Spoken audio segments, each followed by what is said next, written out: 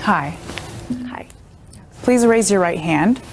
Do you swear to tell the truth, the whole truth, and nothing but the truth, so help you?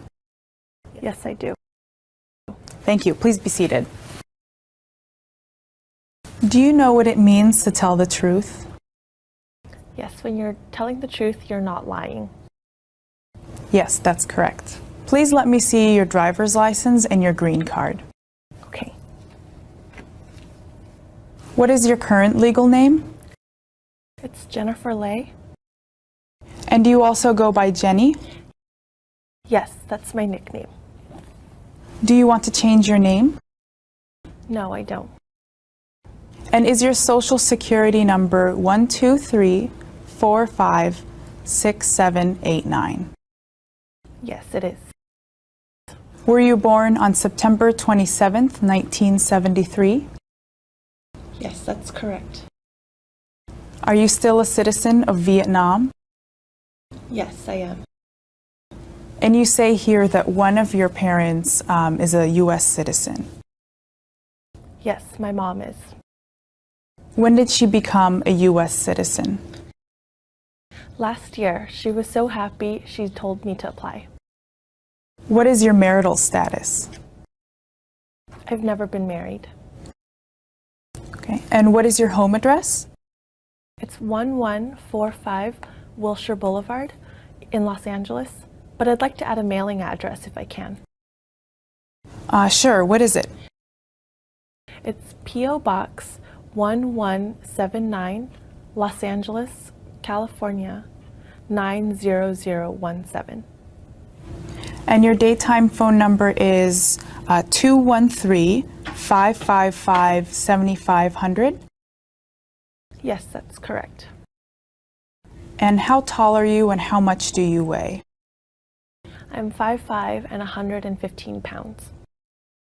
And when did you move to your current address? I moved there on May 15th, 2005. And before then, you were in Albuquerque, New Mexico. Yes, that's correct. Where do you work? At Turtle Rock Systems? And you started there in March 2001? Yes, that's right. Okay, so that covers the last 5 years. What is your current job title? I'm a software developer. Your application says here that you have made 3 trips outside of the United States since you became a permanent resident. Is that correct? Almost. I made a trip to Mexico with my friends last month. And how long was that trip? Just for the afternoon.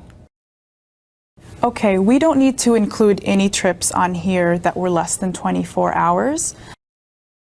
But I see here that you have a trip to New Zealand that lasted 7 months. What was the purpose of that trip? Oh, I had the opportunity to teach over there. I had a great time. That sounds like fun. Did you maintain any ties to the U.S. during your absence? So what does that mean? Was your family here? Did you have a job to come back to? Did you have any property here? Really, anything that shows that you maintained your residence during your absence. Okay, both my mom and my sister were here in the United States, and my boss at Turtle Rock Systems kept my job open for me until I came back. Okay, have you ever been married? No, I haven't, but I'm engaged now. Oh, congratulations. Do you have any children? No, I don't. All right, let's go through these questions. Have you ever claimed to be a United States citizen? No, I haven't. And have you ever registered to vote? No. Have you ever voted in any U.S. election? No. Since you became a permanent resident, have you ever failed to file a tax return? No, I always file my taxes. Do you owe any taxes that are overdue? No, I don't. Do you hold any title of nobility in any foreign country? I wish. Me too.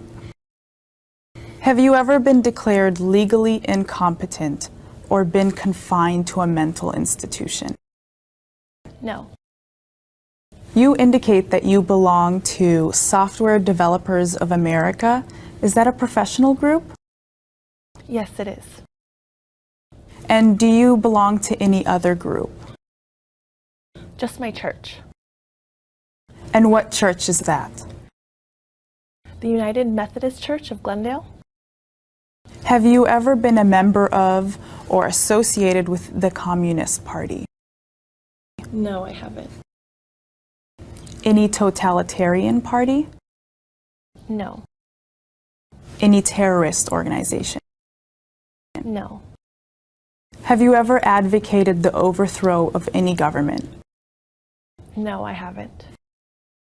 Have you ever persecuted anyone based on their race, religion, national origin, membership in a particular social group, or political opinion?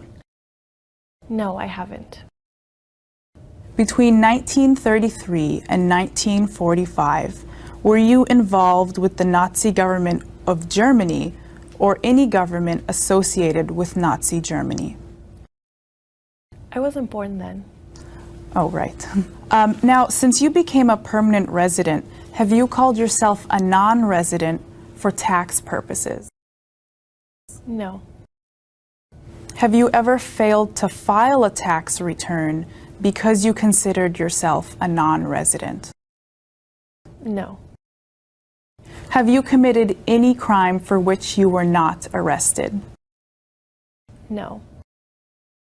Have you been arrested, cited, or detained by any law enforcement officer for any reason? Not that I know of. What about traffic tickets? Oh, I did get a ticket last year. What was that for? An illegal turn. Was I supposed to include that on the application? Yes, we have to include all offenses. Exactly when did that happen? It was June 22nd. I remember because it was my sister's birthday. And where did that happen? Here in Los Angeles. How was it resolved? Did you go to traffic school? Did you pay a fine? Both, so now it's off my record. We still need to have that information on the application, but it will not affect your eligibility for citizenship. Now, do you have any other arrests, citations, or detentions? No. Have you ever been charged with committing any crime or offense? Just that one traffic violation. Any convictions? No, just the one violation. Have you ever been placed in an alternative sentencing or rehabilitative program? No. Have you ever received a suspended sentence, been placed on probation, or been paroled? No. Have you ever been in jail or prison? No. Have you ever been a habitual drunkard? No. Been a prostitute or procured anyone for prostitution? No. Done any drug trafficking? No. Helped anyone enter the U.S. illegally? No. Engaged in problem gambling? No, just Vegas. Failed to support any dependents? No. Have you ever given false or misleading information to a government official while applying for an immigration benefit? No. Have you ever lied to a government official to gain entry into the United States? No. Okay, thank you. We're almost done. Now, are you in removal, exclusion, rescission, or deportation proceedings? No. Have you ever been removed, excluded, or deported? No, I haven't. Have you ever been ordered to be removed, excluded, or deported? No. Have you asked for any kind of relief from removal, exclusion, or deportation? No, I haven't. Have you ever served in the military? No. Now, do you support the Constitution and the form of government in the United States? Yes, I do. And do you understand the oath of allegiance? I do. And are you willing to take the oath of allegiance to become a citizen? Yes, I am. Are you willing to bear arms on behalf of the U.S.? Yes, I am. Are you willing to perform non-combatant services in the military? Yes. Are you willing to perform work of national importance under civilian direction? Yes, I am. Great. And who is the organization that helped you prepare your application? The Asian Pacific American Legal Center. They're the best. I'm sure they are. Okay, these are the changes I made to your application based on what you told me. If these are correct, please sign in this box and date here. Thank you. Now, again, naturalization applicants must take the oath of allegiance to become a United States citizen. Do you agree to do so? Yes, I do. Okay, please print your name at the bottom and sign your name next to it. Okay. Okay, let's take care of a few more things. Based on your responses, I've concluded that you speak and understand enough English to become a United States citizen. We also have to make sure that you're able to read and write English. Please read this sentence. Oh no, read it out loud to me. Oh, I'm sorry.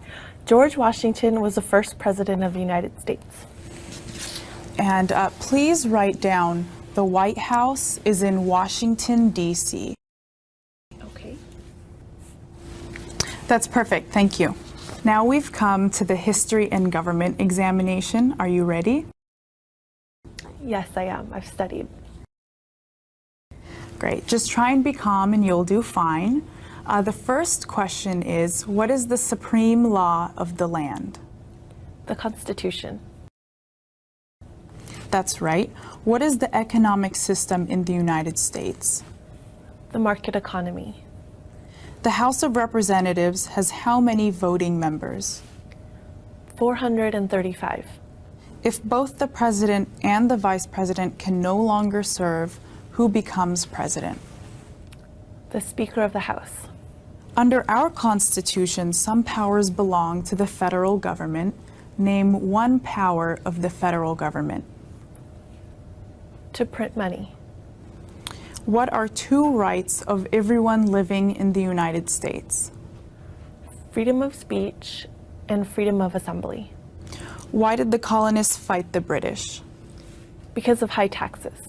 What territory did the United States buy from France in 1803? The Louisiana Territory. Who did the United States fight in World War II? Japan, Germany, and Italy. Name one U.S. territory. Hawaii? Well, you did very well. You got 9 out of 10 questions correct, and that's more than enough to pass. For the last question about a U.S. territory, Hawaii is not a territory, it's a state. You could have said Puerto Rico, the U.S. Virgin Islands, American Samoa, the Northern Mariana Islands, or Guam. But anyhow, you were successful on the exam, and you also passed the interview. Congratulations. Now let's finish up a few more things, and we'll have you out of here.